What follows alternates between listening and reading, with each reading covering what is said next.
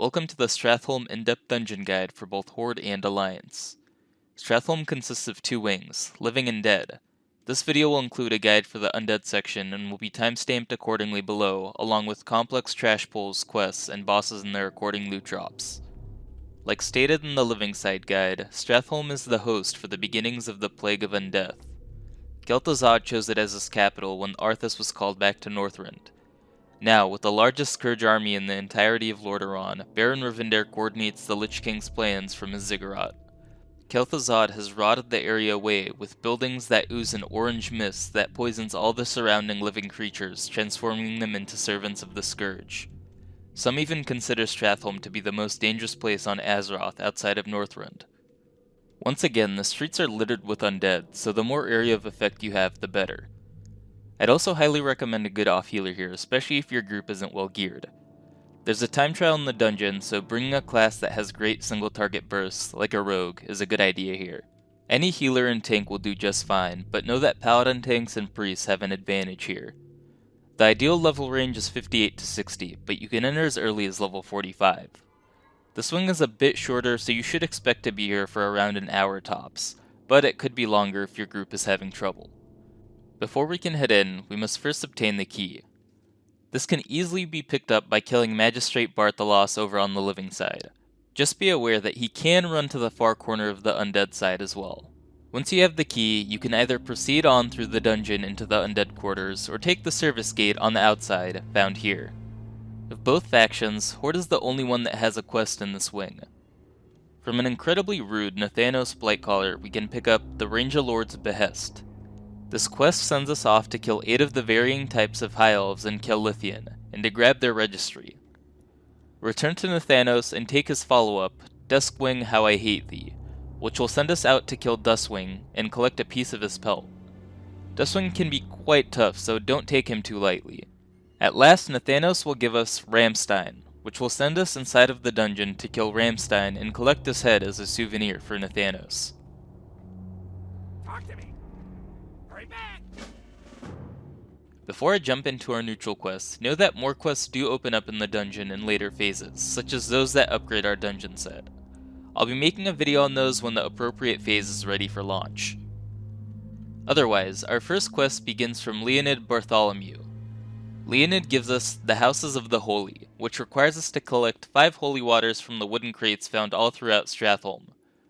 This holy water can also be used to deal area of effect damage, so feel free to collect them even after you've completed the quest. Next up, from Bettina Bigglesink, we can pick up The Flesh Does Not Lie. This quest requires us to collect 20 flesh samples from the ghouls within the dungeon. This quest may take a few runs to complete, so don't expect to finish it on your first go unless you're the only person in the party with it. Once we return to Bettina, she'll give us the follow-up, The Active Agent.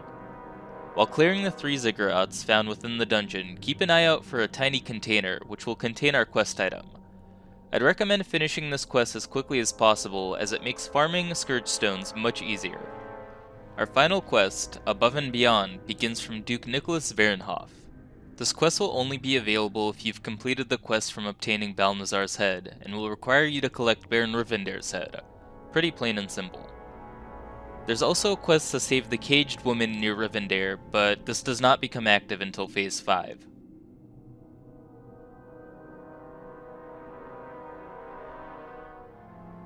Let's hop into our bosses with our first and only rare, Stonespine. Stonespine patrols around the entrance area and is a fairly easy boss.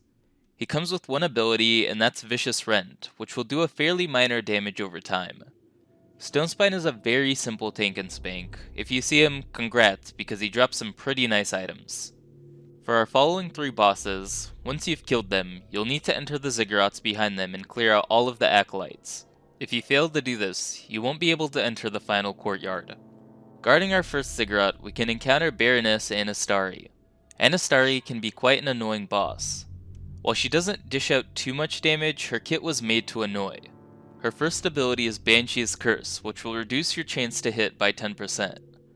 This only lasts for 12 seconds, so decursing it isn't necessary, but do so if possible. Her most frequent ability is Banshee Wail, which will just deal minor shadow damage. What makes her a real nuisance is her Possess. in which she'll mind control a target for a total of 2 minutes. The only way to break the target out is if you get them to half health. If the person who receives the mind control is vital to your party, everyone needs to break them out as soon as possible. Mind you, their health is doubled during this period. Her final ability is Silence. Tank should aim to keep her away from the rest of the party, as this will silence everyone in an area around the Baroness. As long as you're in control of the mind controls, this should be an easy fight. Once you've killed the Baroness, if you have a blacksmith in your group, the bottom half of the advanced armor smithing volume is just to her right. Be warned that you'll be attacked by a mini-boss by the name of Blackguard Swordsmith, but he does nothing of note. Heading west to our second ziggurat, we find Nerub'enkan. Nerub'enkan can be quite frustrating for tanks due to his most common ability, Encasing Webs, which will not only immobilize the tank, but also increase the time between their attacks by 100% for 6 seconds. This will make generating rage quite difficult, so be prepared to time your taunts appropriately. Our 8-limbed foe will also summon scarabs quite often. Although they aren't incredibly threatening, it's recommended that you use Area of Effect to clear these out, as they can overpower the group. Nerub'enkan's final ability is Pierce Armor, which will reduce the user's armor by 50% for 20 seconds. This isn't all too dangerous, but it can cause your tank to take a bit more damage if everything is wailing on them. Smush the bug and we can move on to our final ziggurat. Our last ziggurat is guarded by Maleki the Pallid. Maleki can be interesting, but isn't all too challenging. Quite frequently, Maleki uses Frostbolt, which will do frost damage and slow. Maleki will also use Drain Life. Interrupt this if you have multiple available, otherwise, if you're limited with your interrupts, save them for his mana drain, as if he burns your healer of their mana, things won't turn out too well. Maleki's final and most dangerous ability is Ice Tomb, which will stun the tank for 10 seconds. As long as the healer has mana and focus heals the person to take over aggro, this ability should be nothing to worry about. Overall, Maleki is quite easy. Clearing the last ziggurat will open the way into the final courtyard. Make sure everyone is inside before you start clearing out the abominations, and take them one at a time as they do a good chunk of damage. Upon killing the final abomination, Ramstein the Gorger will emerge from the large crypt. Ramstein is one of the harder bosses in this wing of Stratholme. Passively, Ramstein will increase his own attack speed by 30% when he scores a critical strike. Just be prepared for a very large chunk of burst when this happens, as he already hits fairly hard. Ramstein will also trample every few seconds. This basically cleaves everyone around him. If you are in a melee class, keep your distance to avoid this. Ramstein's most dangerous ability is his Knockout, which will knock back and stun the tank for 6 seconds. During this time, Ramstein's threat will reset and he'll choose a new target. Either be ready to heal up his new target or kite him. I'd personally prefer to kite him if your group isn't well geared, since it's not uncommon for him to smack someone's health away. Once the tank is done with his 6 seconds, he'll need to return and taunt Ramstein off. Healers should do their absolute best to keep their distance from him.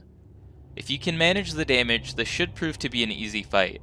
Just be careful, as once he goes down, a small army of skeletons will appear and assault your group. At last, the crypt will open up. Clear out the Blackguard and you can finally face off against the scourged horseman, Baron Rivendare. Baron Rivendare can be quite challenging. Area of Effect excels here, as Rivendare will create skeletal minions from the bone piles. These have fairly low health, so make sure they go down quickly, as Rivendare can sacrifice them with this dark pact to regain some of his health. Rivendare also comes with a small array of Area of Effect damage. Tank should face him away from the party as he'll cleave. To top this off, he also has an Unholy Aura, which does 150 damage every 2 seconds. Although this seems minimal, it will add up and take its toll on your healer's mana pool as the fight goes on. Rivendare also uses a Shadow Bolt, dealing minor shadow damage. His most dangerous ability is his Mortal Strike, which will cut your tank's healing received by 50%. The debuff only lasts for 5 seconds, so to avoid the dangers of this, keep your tank topped off instead of letting them dip down. Stay in control of his skeletons, position him well, use cooldowns appropriately, and you should get him down with ease. Maybe you'll even get lucky and get his mount. Otherwise, that was it for Stratholme. As always, thanks for watching, and I'll catch you guys in the next one.